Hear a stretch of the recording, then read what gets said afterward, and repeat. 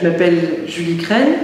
C'est un exercice un peu particulier pour moi de parler face à cette caméra que je connais trop bien, face à Pascal Lièvre, face à Brandon Gercara. En tant que co-organisatrice de Her Story, c'est vraiment très particulier pour moi de répondre à ces questions que je connais aussi trop bien. J'ai entendu déjà plus d'une centaine de personnes y répondre, d'une manière ou d'une autre. Donc c'est assez difficile de passer après toutes ces personnes que j'ai entendues. Mais je vais donc essayer de le faire. Donc je répète, je m'appelle Julie Crène. Je suis une femme, cisgenre, j'ai 37 ans, je suis blanche. À la naissance, dès ma naissance, on m'a assignée à l'hétérosexualité. Je me définirais plutôt aujourd'hui comme étant hétéro-queer. J'aime un homme depuis maintenant presque 19 ans. Mon parcours, qu'est-ce que je suis, qui je suis? Je suis historienne de l'art, je suis critique d'art, un petit peu moins aujourd'hui, mais critique d'art. Je suis commissaire d'exposition indépendante. D'où est-ce que ça vient, ce parcours?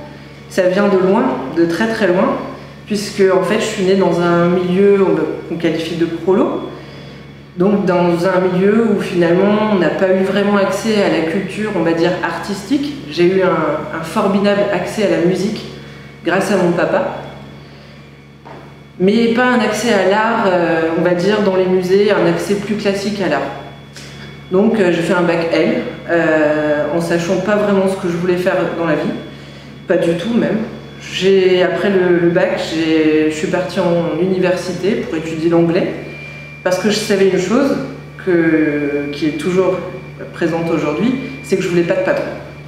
Donc je m'étais dit, je vais devenir traductrice, et je pourrais travailler en pyjama chez moi, tranquillement, sans avoir d'ordre de qui que ce soit, si ce n'est de moi-même. Donc je me suis lancée dans une fac d'anglais, de langue et civilisation étrangère. Ça m'a intéressée et pas intéressée. Je ne me suis pas vraiment retrouvée là-dedans.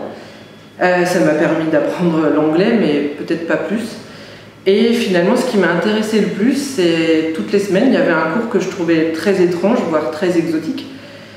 C'était un cours qui s'appelait Histoire de l'art américain. Et en fait, je comprenais rien, mais vraiment rien. Je voyais ces images qui étaient projetées, je voyais Robert Rauschenberg, Andy Warhol ou je ne sais pas qui, en tout cas à cette époque-là j'en avais aucune conscience mais que des hommes. Et je trouvais ça très curieux, très amusant, très intéressant, mais vraiment je comprenais rien. Et à la fin de l'année, j'ai discuté avec ce professeur, que je remercie encore beaucoup aujourd'hui, et je lui ai dit, je crois que je me suis plantée d'orientation, cette fac d'anglais, c'est pas ce qu'il me faut. Et je lui ai dit, par contre, est-ce que je pourrais apprendre ça tout le temps? Et il me dit, ça quoi? Je dis, ça, ce que vous êtes en train d'essayer de m'apprendre. Et il me dit, ça s'appelle l'histoire de l'art. Et je lui ai dit, mais on peut pas apprendre ça, c'est pas une discipline, enfin, qu'est-ce qu'on peut faire dans la vie en apprenant ça? Et il m'a dit, le meilleur moyen de le savoir, c'est de le faire. Donc grâce à lui, j'ai quitté Brest. Donc j'ai oublié de le dire, je suis née à Brest, dans le Finistère, dans ce qu'on appelle le bout de la terre, mais j'y reviendrai peut-être après, le bout du monde. Et donc je suis partie à Rennes. Donc je me suis inscrite à l'université Rennes 2 en histoire de l'art.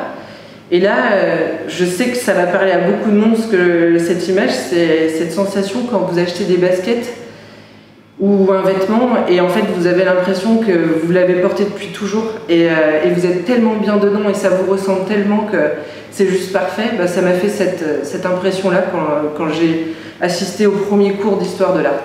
Je me sentais pas légitime par rapport à toutes ces autres filles. Il n'y avait quasiment que des filles, je me rappelle de 2 garçons seulement, et encore vaguement. Et toutes ces filles, en fait, majoritairement en fait, me parlaient du Louvre, de Paris, de plein d'artistes, de livres, énormément de choses. Et là, en fait, la classe sociale, elle a vraiment pesé en fait sur mes épaules, parce que je me suis dit, waouh, il y a du boulot. Il va falloir mailler, comme on dit à La Réunion. Et là, en fait, j'ai commencé à passer mon temps à la bibliothèque, à acheter des livres, à m'informer. J'ai commencé à aller un petit peu à Paris, à aller voir des expositions, à découvrir ce monde que je ne connaissais pas, le monde des musées, des centres d'art, le monde de l'art contemporain, ou même de l'art ancien, de l'histoire de l'art tout court, puisque tout m'intéressait, de la préhistoire jusqu'à vraiment aujourd'hui. Donc voilà, j'ai suivi ce cursus très classique d'histoire de l'art, et à un moment donné, donc en master, il faut choisir une spécialité. Et là, ça a été assez dur pour moi, parce que vraiment tout m'intéressait. Je ne savais pas si j'allais devenir archéologue, je ne savais pas si j'allais m'intéresser aux morts, aux vivants, et en fait, je me suis dit qu'il fallait que je penche pour les vivants. Et que peut-être même qu'en faisant de l'art contemporain, je pourrais faire de l'archéologie. Je me souviens très bien de m'être dit ça. Et je ne savais pas à quel point ça allait être vrai en fait aujourd'hui dans mon travail. Donc je me suis spécialisée en critique, histoire critique de l'art contemporain. Je ne sais plus exactement l'intitulé, mais en tout cas critique d'art et art contemporain. Et en master, il fallait écrire un mémoire. Et ce mémoire, en fait, je savais que je voulais travailler la question de l'autoportrait. Parce que comme beaucoup de gens, en fait, les autoportraits, ça me fascine, ça me parle, je trouve ça assez merveilleux de voir les visages des artistes, peu importe les époques. Et donc, naturellement, même si Pascal n'aime pas du tout ce mot, mais naturellement, je suis allée voir un prof que j'aimais beaucoup, monsieur Xavier Dering, qui était spécialiste des scènes des avant-gardes polonaises et russes. Et donc, je lui ai dit, bah voilà, j'ai envie de travailler avec vous sur la question de l'autoportrait. Et lui, il m'a indiqué 6 noms d'artistes polonais, on va dire dans les années entre 10 et 20, il m'excusera s'il m'entend et que je me trompe. Et je me suis dit, ok, moi je les connais pas, ces artistes, après tout ça sert à ça la recherche, c'est pour faire ressurgir ou rendre visible en fait des artistes dont on n'entend plus parler.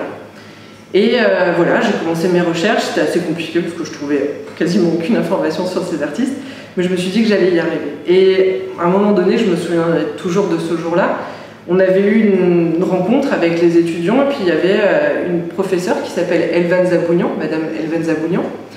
Et en fait, j'ai parlé un peu de mon début de recherche, et elle m'a dit, mais enfin, Julie, si vous voulez travailler sur la question de l'autoportrait, est-ce que vous vous rendez compte qu'il n'y a que des hommes dans votre corpus? Et là, premier coup d'éclair. Non, je m'en étais jamais rendu compte, et j'avais jamais pensé à ça. Et après, elle me dit, est-ce que vous vous rendez compte que c'est un sujet très occidental, très eurocentré? Deuxième coup d'éclair, je lui dis non, je me suis pas rendu compte de ça. Donc là, j'ai commencé à réfléchir avec elle et elle me dit, est-ce que vous connaissez Frida Kahlo? C'est quand même l'exemple le plus commun pour parler de cette question de l'autoportrait. Et là, j'ai eu honte et je lui ai dit que non, je ne connaissais pas Frida Kahlo. Donc à ce moment-là, j'avais, je sais pas, 21 ans. Et je me suis pris plein de coups d'éclair en fait dans la tête ce jour-là. Elle m'a dit, allez à la bibliothèque, regardez le travail de Frida Kahlo et on en reparle après. Bon, vous imaginez la découverte pour moi, il y a vraiment beaucoup de gens qui aiment le travail de Frida Kahlo, donc voilà, moi j'ai découvert des reproductions et ça m'a rendu complètement dingue, j'ai trouvé ça vraiment génial. Et donc le lendemain, je suis allée voir monsieur Xavier Dering et je lui ai dit que j'abandonnais ce mémoire sur les artistes polonais. Et je suis allée voir Madame Zabounian pour lui dire que j'aimerais bien travailler avec elle donc pour faire un travail monographique sur l'œuvre de Frida Kahlo. Et là, en fait, si je suis un peu longue pour expliquer ça, c'est parce que ça explique aussi qui je suis aujourd'hui. En tant que femme, mais aussi en tant qu'historienne de l'art et en tant que commissaire d'expo. En fait, étudier le travail de Frida Kahlo, ça a ouvert ma tête, mais en 1000 morceaux, mais vraiment en 1000 morceaux. J'ai découvert grâce à elle les études postcoloniales, les cultural studies, les gender studies. J'ai découvert Édouard Glissant, qui est une figure tellement importante pour moi. Je lui dois tellement à Édouard Glissant sur ma manière de penser et d'être au monde. En fait, le travail de Frida Kahlo m'a ouvert à tout. Et surtout, ce travail m'a fait réaliser que ma formation en histoire de l'art, elle était comme un verre à moitié vide. Et vraiment moins que vide, en fait. C'est que là, je me suis dit, mais pourquoi je sais rien des Inuits? Pourquoi je sais rien de la scène au Pérou? Pourquoi je connais pas l'art en Inde? Pourquoi je sais rien de quasiment rien de la scène chinoise? Pourquoi je sais rien de l'art mongol, par exemple? Et là, en fait, je me suis dit, ok, c'est pas parce qu'on me l'a pas transmis que je vais pas faire le boulot toute seule, en fait. Donc j'ai commencé à m'intéresser beaucoup au continent africain. Je sais pas pourquoi, je ne sais pas l'expliquer, parce que c'est pas... j'y suis pas allée très souvent, et à l'époque encore moins parce que j'y étais jamais allée. Je l'explique pas, et peut-être que je l'expliquerai plus tard, j'en sais rien, parce qu'on découvre toujours des choses de soi plus tard. Et en tout cas, je me suis dit, voilà, moi j'ai envie de connaître les scènes africaines, et qu'est-ce que c'est ce qu'on appelle l'art contemporain africain, alors qu'on ne dit pas l'art contemporain européen. Et donc voilà, j'ai commencé à beaucoup lire, à discuter avec quelques artistes quand je pouvais les rencontrer en France, ou à faire des Skype, etc. Et donc à écrire. Donc j'ai commencé à écrire dans une revue qui s'appelle Africulture. Et là, je remercie beaucoup une personne qui est très importante pour moi aussi, c'est Christine Eyene, qui m'a permis en fait d'écrire dans cette revue et de développer ma pensée. J'ai commencé aussi Pardon, j'ai pas commencé. J'avais envie de poursuivre la recherche parce que pour moi c'était, alors là c'était peut-être un truc de revanche de classe sociale, mais pour moi il fallait aller jusqu'au bout de ces études et je me suis lancée dans un doctorat. Donc là, pour l'anecdote, mais l'anecdote elle est assez révélatrice, c'est que donc à Rennes 2 il n'y avait qu'une seule personne, et je ne le nommerai pas, qui était habilitée à diriger des recherches, et donc je suis allée le voir et je lui ai dit bah voilà, moi j'aimerais faire un doctorat sur les pratiques textiles qui concernent les questions postcoloniales et féministes.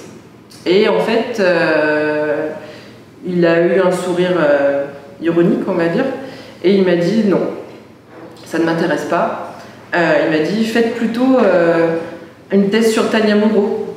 Et moi je lui ai dit que j'aimais beaucoup le travail de Tania Mongeau, mais que je venais déjà de faire que j'avais déjà une expérience de la monographie, et que je préférais me lancer dans une recherche transversale qui était un autre exercice pour moi. Et il m'a dit, ben dans ce cas-là, allez voir ce qui se passe sur la scène islandaise. Et là, en fait, c'est comme s'il m'avait dit, allez vous faire foutre chez les Grecs, parce qu'en fait, il faut parler islandais, il faut lire l'islandais, et donc ça m'aurait demandé tellement d'années que c'était impossible. Et à part Björk, moi je connaissais rien d'Islande. Donc, je lui ai dit bye bye.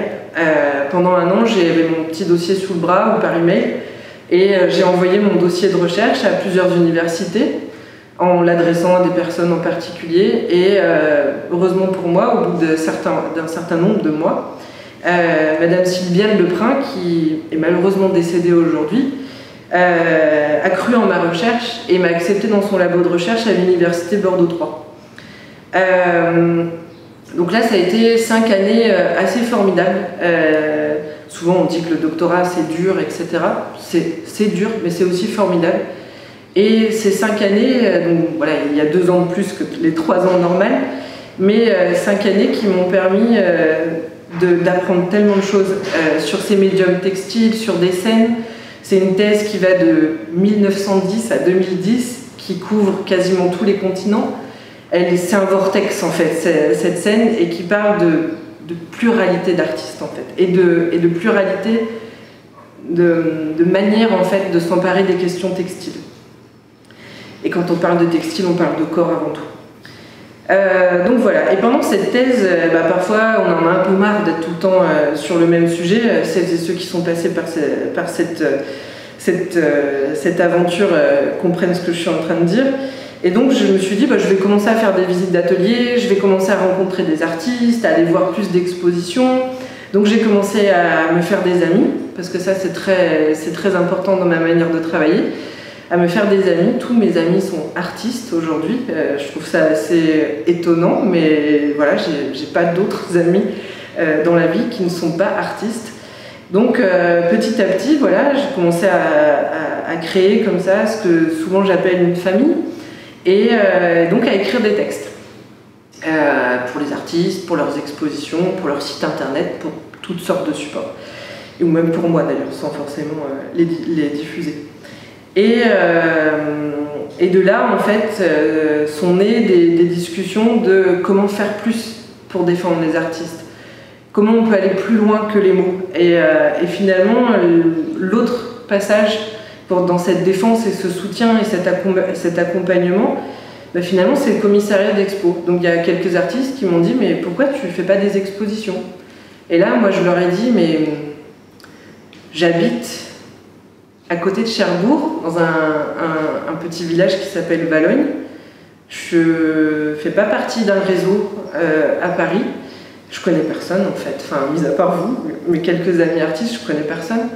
Et je dis, je me sens pas légitime à me lancer là-dedans et je sais pas ce que c'est en fait d'être commissaire d'exposition, j'en avais aucune idée.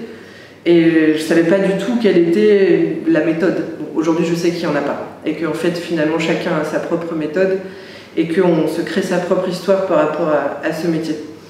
Et donc, c'est un artiste qui m'a donné une chance, donc qui s'appelle Laurent Agina, et je le remercie ici, qui m'a dit, voilà, moi je dois faire une expo à Bruxelles, dans une galerie, je suis pas prêt, mais toi t'es prête. Je lui dis, prête à quoi? Et il me dit, à faire ta première exposition. Et je lui dis, mais non, non, non, je suis très trouillarde comme fille et tout. Je lui dis, non, non, non. Et il me dit, si, si, tu vas t'emparer de cet espace et tu vas faire ta première exposition. Donc voilà, ça a commencé comme ça. Donc j'ai fait une première exposition avec le travail de Laurent Agina, avec le travail de Morgane Dinzler et avec le travail de Tilro Eskens. Je lui dis leur nom parce que c'est ma première exposition et que ça reste un souvenir très fort. Et c'était une exposition qui parlait des conflits armés et de géopolitique. Donc voilà, tous ces sujets que j'évoque depuis tout à l'heure, c'est des sujets qui me traversent encore aujourd'hui et qu'on retrouve finalement comme des fils rouges dans ma recherche. Je vais peut-être m'arrêter là pour la première question.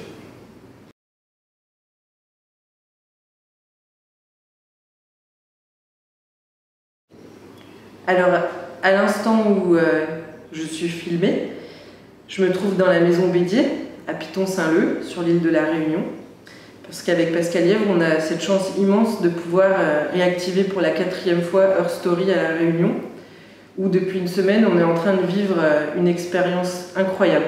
Her Story, c'est une expérience incroyable, mais peut-être plus particulièrement à la Réunion pour moi, puisque j'ai la chance et le privilège, et ça c'est vraiment un sacré privilège, de venir à la Réunion depuis 2015 grâce à Béatrice Binoche, donc la directrice du FRAC Réunion, qui est la directrice du FRAC Réunion, mais qui est devenue une amie très chère. Et Béatrice, en fait, m'a permis de découvrir une scène artistique vraiment géniale. Et là, je le dis à mes consoeurs et mes confrères critiques d'art et commissaires d'exposition ou autres métiers, venez voir cette scène parce que vraiment, elle en vaut plus que largement la peine. Et avec Pascal, on est très très très privilégiés de pouvoir enregistrer les paroles de ces personnes formidables. Donc pour le moment, à l'instant T, je parle de la Maison Bédier et donc du FRAC Réunion. Après, dans ma vie, on va dire, de tous les jours, d'où est-ce que je parle? C'est une question un peu compliquée pour moi. On va dire que je parle d'un appartement dans le village de Valognes, dans le Cotentin, en Basse-Normandie. Ça n'existe plus, mais j'ai envie de le dire. En Normandie, dans le nord de la France. Je vis dans un milieu plutôt rural, puisque j'ai aussi la chance d'avoir un compagnon qui est éleveur bovin. Et pour moi, il le comprendra peut-être pas comme ça, mais pour moi, c'est un privilège. Donc j'ai la chance d'être entre une vie citadine et une vie réellement rurale, avec les animaux. Les animaux, ça va faire sourire Pascal, mais c'est très très très très important pour moi, la relation avec les animaux. Je parle aussi du train, puisque là ça va faire sourire beaucoup les amis. Je passe, je sais pas, peut-être la moitié de ma vie, ça serait peut-être un peu exagéré, mais en tout cas beaucoup de temps dans le train. Parce que malheureusement, ou heureusement, je sais pas, quand on n'habite pas à Paris, quand on habite ce que vous, les Parisiens et les Parisiennes, appelez la province, mot que je déteste, mot royaliste, en fait, on est obligé de passer par la case Paris. Obligé parce que c'est là que tout se passe, ou en tout cas beaucoup de choses se passent.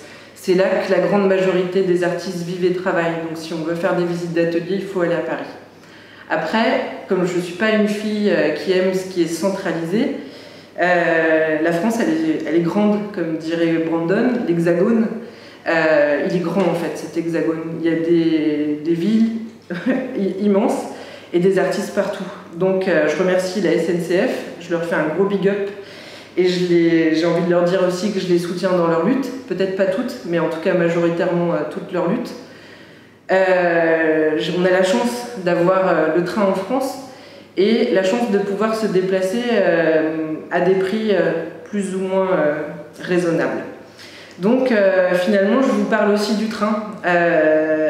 qui va me permettre d'aller à la rencontre non seulement des artistes, mais aussi des expositions que je vais pouvoir aller voir dans toutes les autres villes de France, qui est des expositions qu'on ne peut pas voir à Paris.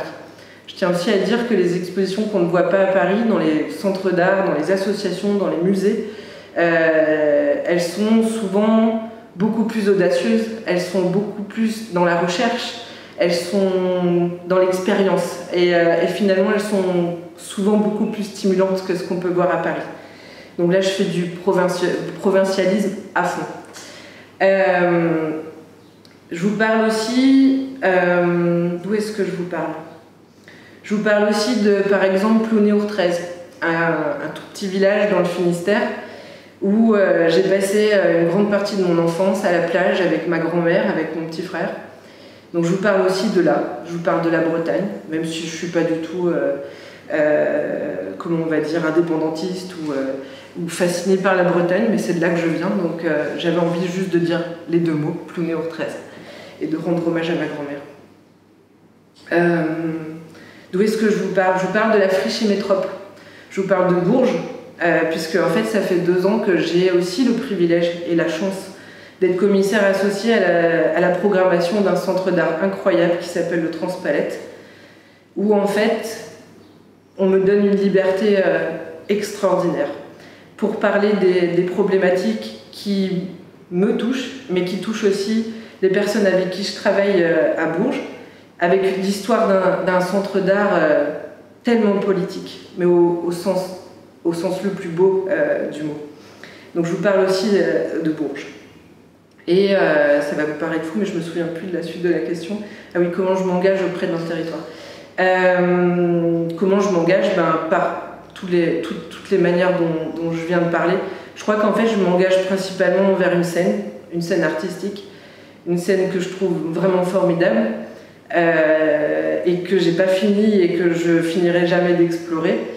Et peut-être que c'est ça mon engagement par rapport à une ville, un quartier, un pays, une île, plus. C'est vraiment un engagement sincère et total envers une scène artistique.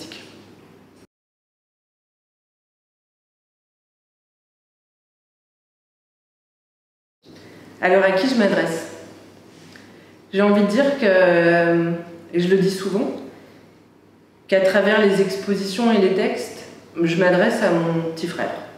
Je m'adresse à mon papa, je m'adresse à ma maman, je m'adresse à ma famille en fait. Peut-être que c'est les premiers en fait à qui je m'adresse, c'est-à-dire des personnes qui ont accès sans vraiment avoir accès à la culture, qui sont intéressées sans vraiment y être intéressées. Mais en tout cas pour moi c'est un moteur très important. Je vais vous donner un exemple. Quand j'écris un texte, je ne vais pas utiliser des mots que je qualifie d'élitistes.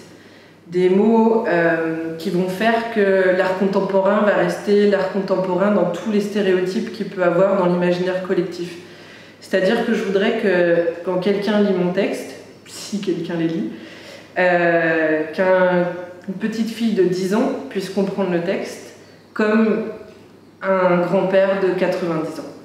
Je voudrais que, quelle que soit sa condition sociale, quelle que soit son expérience de vie, on puisse lire les textes. Donc finalement, c'est un exercice d'écrire simplement, d'écrire d'une manière lisible, d'être finalement au plus près de ce qu'on pourrait appeler tout le monde.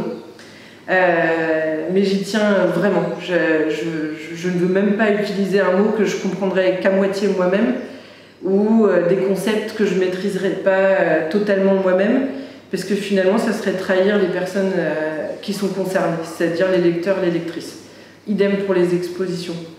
Moi j'envisage une exposition vraiment comme un texte, comme des mots dans l'espace, des idées qui traversent l'espace, à travers les œuvres évidemment, mais pour moi il n'y a pas de différence entre écrire un texte et penser une exposition. Donc finalement, comme beaucoup de gens qui sont passés par cette question, j'ai envie de dire que je m'adresse à tout le monde. Mais peut-être qu'en étant une historienne de l'art et commissaire d'exposition féministe, peut-être que j'ai envie de dire que je m'adresse aussi aux dominants et aux dominantes. que finalement c'est bien de parler à ma communauté, c'est-à-dire aux personnes qui sont déjà convaincues, mais que ça serait bien aussi que ça puisse venir chatouiller un peu celles et ceux contre qui on se bat toutes et tous au quotidien.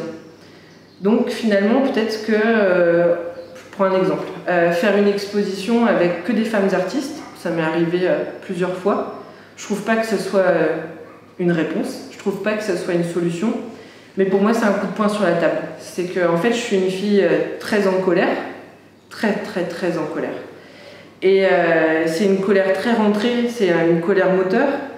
C'est ce qui fait que je fais mon travail, c'est ce qui me pousse, c'est ce qui me porte, c'est ce qui m'amène en avant. Et finalement, quand je fais une expo avec des femmes artistes, donc avec un groupe de femmes qui aussi adhèrent au concept et aux propos de l'exposition et à l'intention politique, finalement là c'est vraiment des expositions pour chatouiller, parce que je sais que ça fait pas plus que chatouiller en fait, je suis très consciente des effets en fait de ce type d'exposition, mais en tout cas juste si ça peut faire parler, si ça peut amener juste un tout petit débat, et je dis tout le temps, si ça peut faire avancer même d'un demi-millimètre, c'est déjà ça en fait.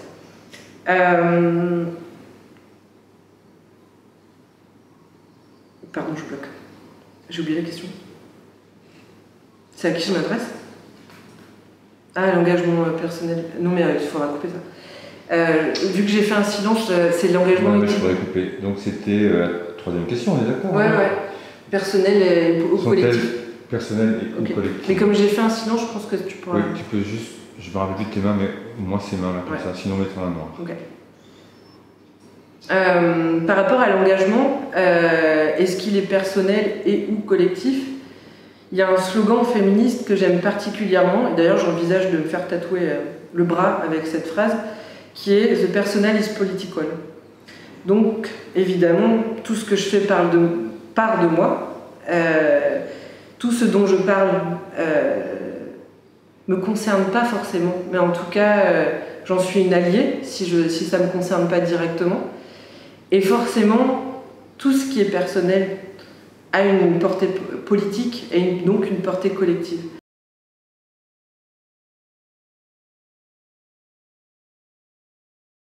Mes engagements, peu importe ce que je fais dans la vie, c'est la question du soin.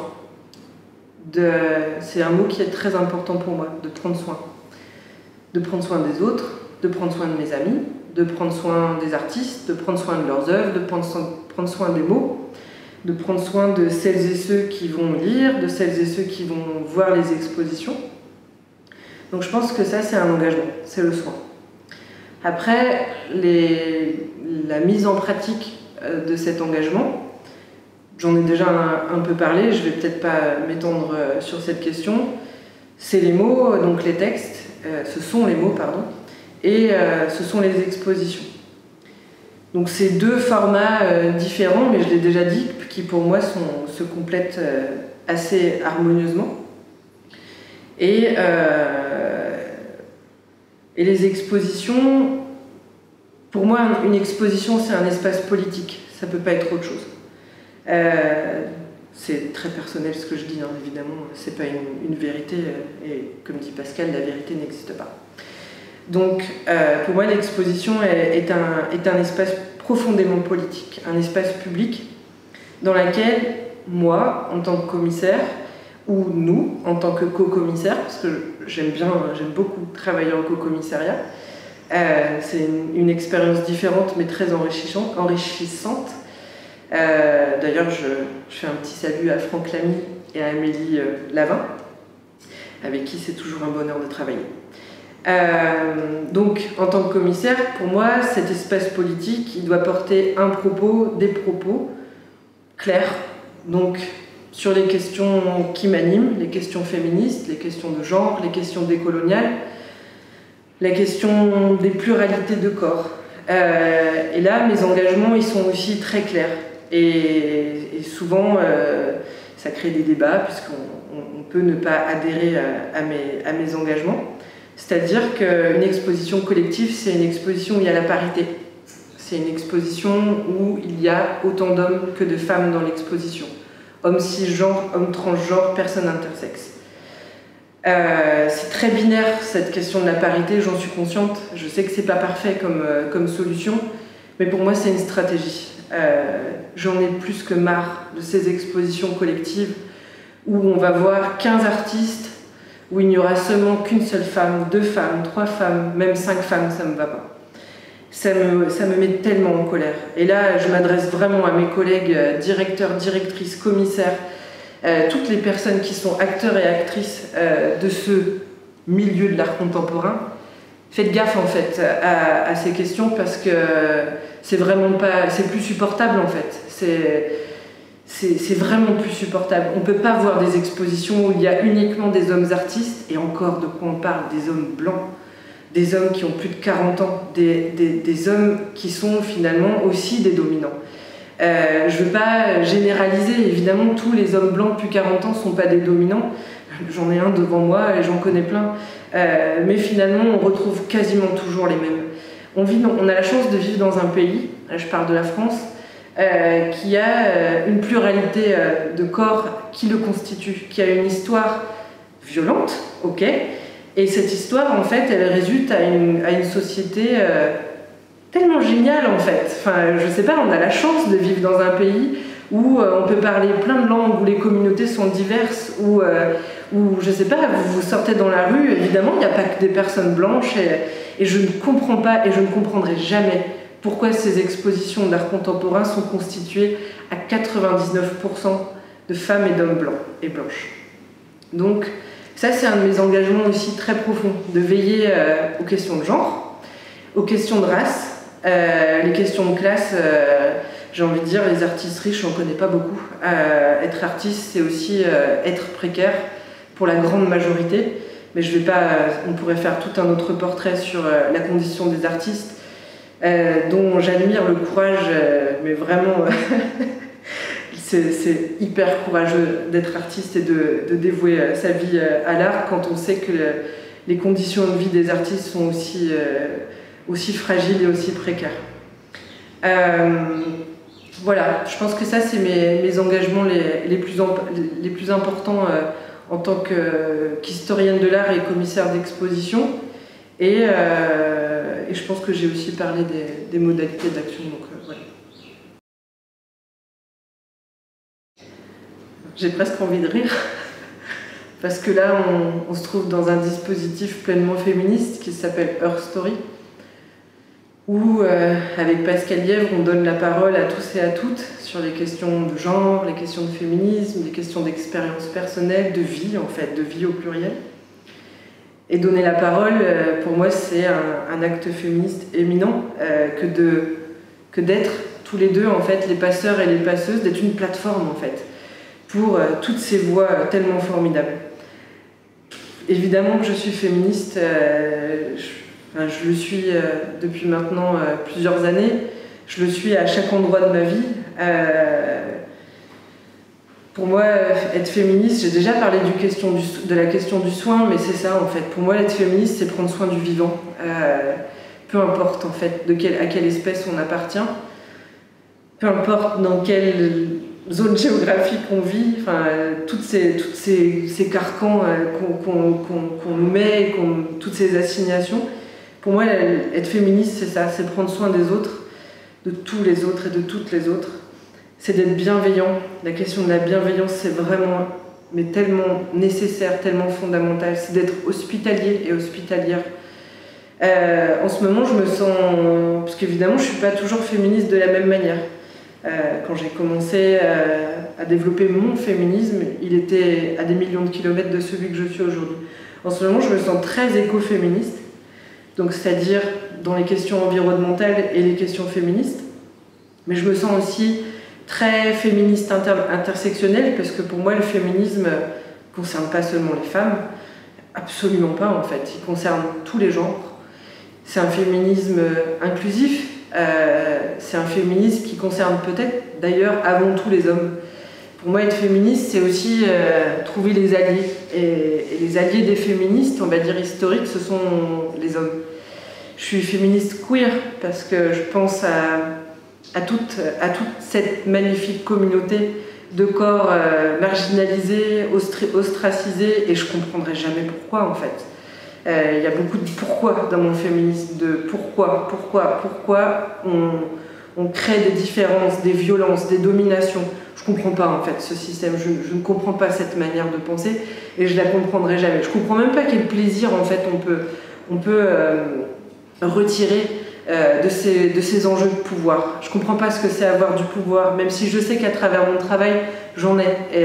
Et donc je sais que je peux avoir finalement cette part de dominante en moi, mais je n'en joue pas, je n'en abuse pas, je suis très consciente en fait de mes privilèges et à aucun moment ça me fait rire en fait, ou ça me fait sourire de ces enjeux de pouvoir. Enfin, je comprends pas comment on peut fonctionner comme ça.